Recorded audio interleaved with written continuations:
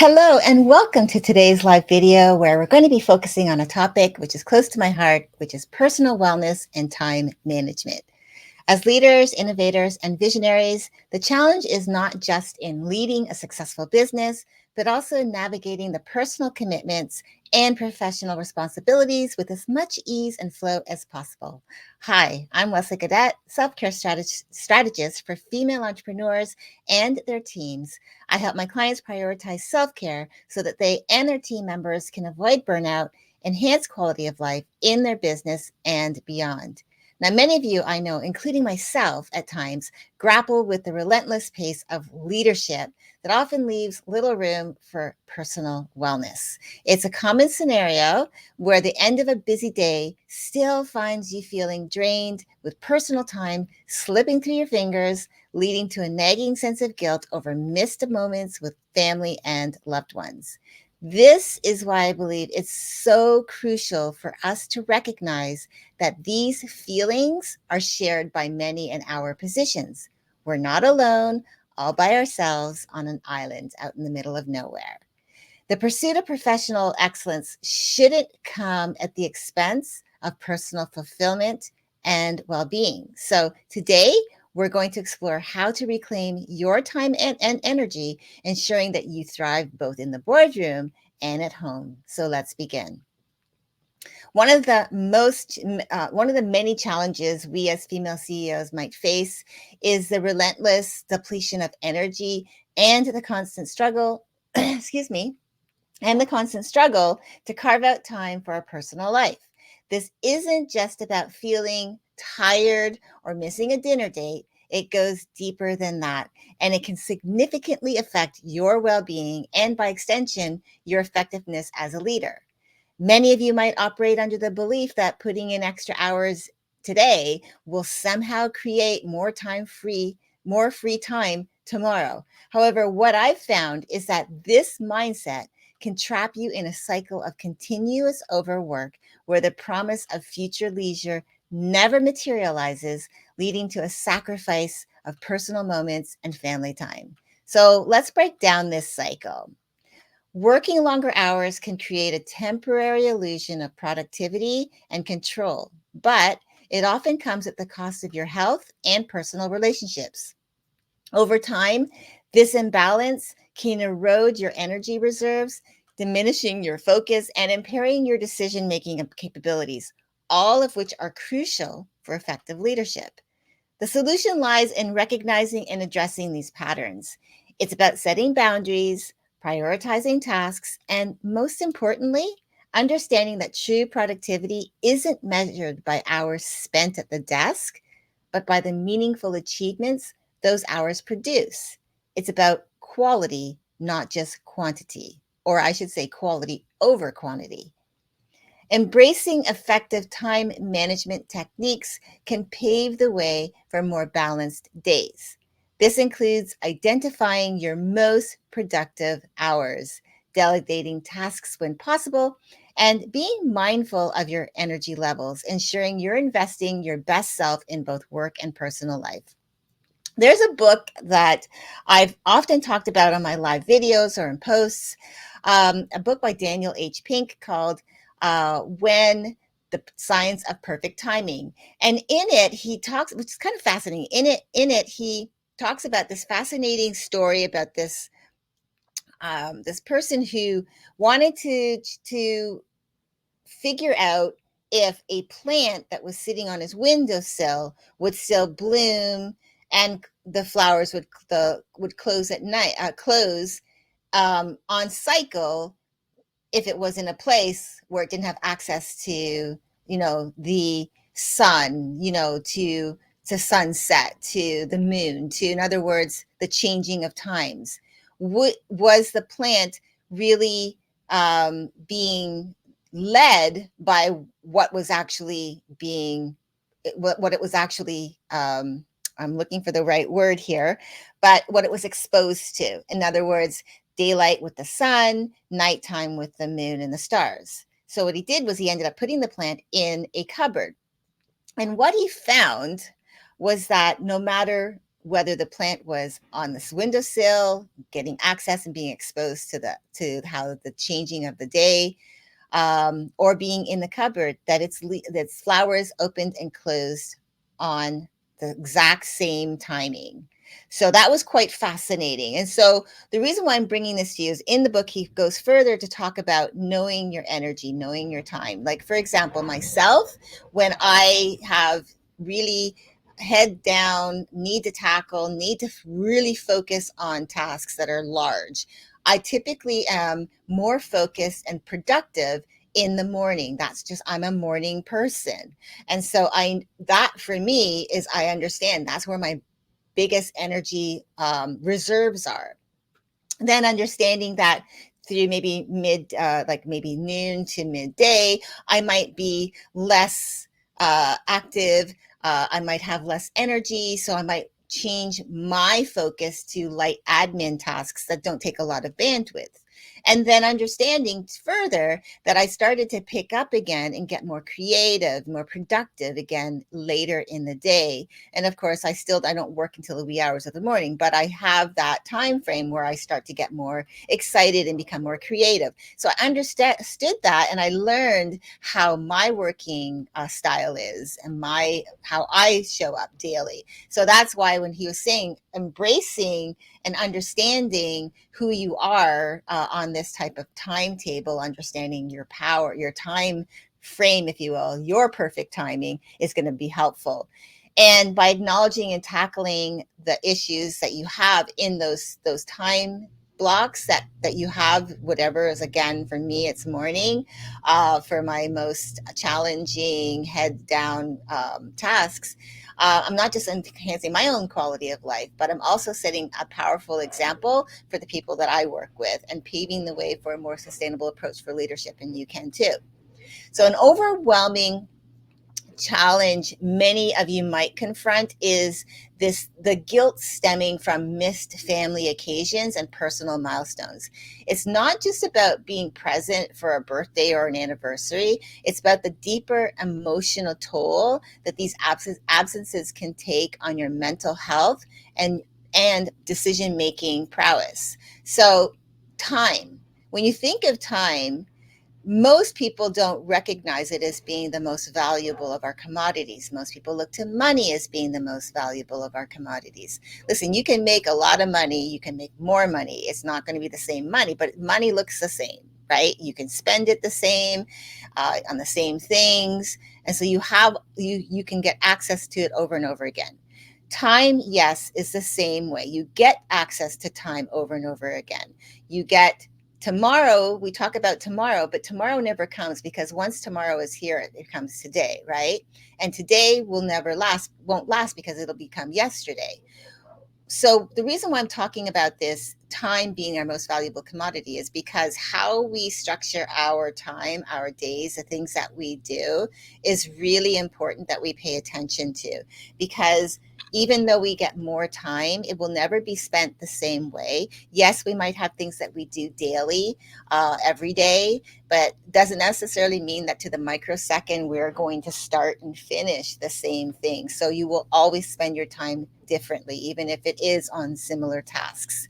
As well as if you have an anniversary or a birthday or a celebration or something that happens on a specific day, that's not going to happen tomorrow. It's happening today. And if you miss out on it today, you've missed out on it. You can't get it back. So that's why when I talk about time being our most valuable commodity, it's really important for us to pay attention to that. And also paying attention to how we structure our days so that our time isn't spent all on work and not, on the other things that are important, which is taking care of ourselves and spending time with those close to us. We don't want to always be in the work mode. So I know that you're all leaders in your fields, but you're also individuals with rich lives, rich personal lives. And that pressure to excel in every role can sometimes set the stage for unrealistic expectations. When these expectations aren't met, it can lead to a cycle of guilt, self criticism, and negative self talk, which not only affects your peace of mind, but it can also cloud your judgment and, again, your decision making abilities in your professional settings. The key to navigating this challenge lies in acknowledging one, that perfection in every aspect of your life is an unattainable goal. Perfect doesn't exist. And number two is about embracing the reality that there will be times when work demands more of you and other times when family or personal needs take precedence.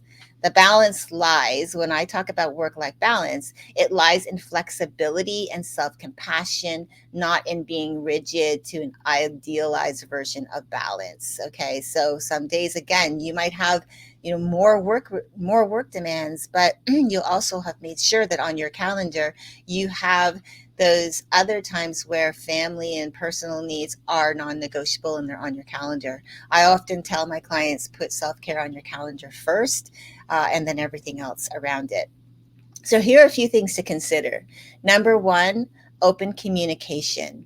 Maintain transparent communication with your loved ones, explaining the nature of your responsibilities while also expressing your commitment to family time. Okay, so if you are worried about that, not having that balance, or people maybe pushing back at you, having that open dialogue allows them to understand you more, and it helps you to say how you feel, what your needs are, what your wants are, and it allows them to understand so that they don't feel like they're not important. And I think that is an important thing to start with, the open communication.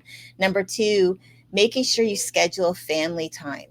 Just like you would schedule an important business meeting, scheduling uninterrupted time with your family is really important. So treat these moments with the same respect and priority as you would a business engagement. And number three, practice self forgiveness. Acknowledge that you're doing your best and forgive yourself for the moments you can't be present. Remember, showing yourself compassion sets the tone for how you interact with others, including your team. It shows them that you're human just like they are, and it shows them that you're open to vulnerability, meaning they will feel more confident to share when they're going through something that could be affecting their work performance. By confronting these feelings of guilt and adjusting your approach to balance, you create a healthier mental space for yourself, and you model resilient, compassionate leadership for those around you. Now, navigating the high demand lifestyle of a female CEO requires adept time management that doesn't just cater to your professional duties, but also honors your personal commitments. So, I'm going to give you some ways that can help you reclaim your time, ensuring that it aligns with both your career ambitions and your personal well being. So, number one, prioritize and delegate. This is so important. I think it when I say delegate, part of that is asking for help, because I think a lot of the time we get into this mindset of, number one, especially if you're a perfectionist. No one can do it as well as I can, or I have to stop and explain it to somebody. That just wastes a lot of time, and I just don't have time. I might as well just do it myself, because I'll be wasting the time trying to explain it to someone. But it's allowing yourself to trust in the fact and your skill to be able to teach someone how to do something so that it frees up your time to do other things that need your attention. So, identifying your core responsibilities and assessing which tasks can be delegated is going to really be helpful. Empowering your team through delegation not only frees up your schedule, but it also contributes to their growth and job satisfaction. And the same goes for your personal life. If you're a mom, if you're a caregiver to an aging parent, don't feel like you have to do everything by yourself. Ask for help and look at this as a sign of strength. Don't put yourself out on the island all by yourself, when the simple act of delegating could make things so much easier for you, and it will allow others to feel appreciated that you trust them to help you. Number two, strategic scheduling. So, integrate personal time into your calendar as you would a critical business meeting, right? Whether, as I said earlier, I tell my clients, I encourage my clients to put self care on their calendars first and then adding in other things, whether it's an hour for a hobby or time with family. Viewing your personal activities with the same importance as work commitments ensures they'll receive the same attention that you give to the other things that are business related as they deserve. As I said, I tell my clients to schedule their self-care on their calendars first and everything second, because that way they're making sure that they are focusing on the things that matter as well to them. Number three, redefining success. Expand your definition of success to include personal happiness and well-being. Success isn't solely measured by professional achievements, but also by the richness of your personal life and the joy you derive from it, right? It's setting yourself up to look back over your lifetime without regrets because you lived your life well. You're not looking back and saying, oh, I wish I had done more of this. If there's a book out called The Five Regrets of the Dying, the five top regrets of the dying, and one of them is not doing more, not having a life, not being. Another one is not having, being in connection with friends, staying in connection with friends. That is a lonely existence, and to be looking back over your lifetime wishing that you had done more of that. That is why it's like, redefine what success is to you. Success can be professional, it can be personal, you can have both. That's what, to me, having it all is about. Number four, quality over quantity. Focus on the quality of time spent rather than the quantity. So, and what I mean by that is being fully present, whether you're at a board meeting or you're at a family dinner. This approach is going to foster a deeper satisfaction and presence, enhancing your experiences in all areas of your life. Number five, do routine reviews. So regularly assess how you're spending your time. Are you meeting your own standards for work-life harmony all around? Adjust it as necessary to ensure that you're living in accordance with your values and your goals. And number six, mindfulness practices. Incorporate mindfulness into your daily routine to enhance focus and reduce your stress. Even a few minutes of mindful breathing or meditation can improve your clarity and productivity, enriching your presence both at work and at home. So when you implement these strategies, you're not only going to enhance your effectiveness as a leader, but you're also going to ensure that your professional drive is balanced with personal fulfillment, creating a more integrated and satisfying life experience. Now, reflecting on how we manage our time is so essential, not only for the success of our careers, but also for the well-being of our personal lives. It's vital to frequently pause and consider if our current practices are serving us well, or if they're due for a reassessment to align better with our life's values and our goals. One of the things I do with my clients is I have been taking them through a series of questions to help them flesh out what their life vision is and what their mission statement is. And it's going back through and looking at all the things that they've accomplished and the things that they want to do and putting it all together so that they come up with that, helping them to look at what's important, not just professionally, but personally as well. One of my previous clients found herself overwhelmed by the demands of her leadership role. Her time was consumed by endless tasks, all leaving her drained and disconnected from her family and herself. There was no time for her. She realized that her relentless drive for success was leading to unfulfillment and strain in her relationships. And by working together, we revisited her approach to time management, focusing on prioritizing tasks that align with her core values and delegating others where possible. She began to integrate personal time into her calendar, very important, with the same care as her professional commitments. Through this process, she learned the power of saying no, or not right now, to certain demands, freeing her to say yes to her family, her health, and her personal growth.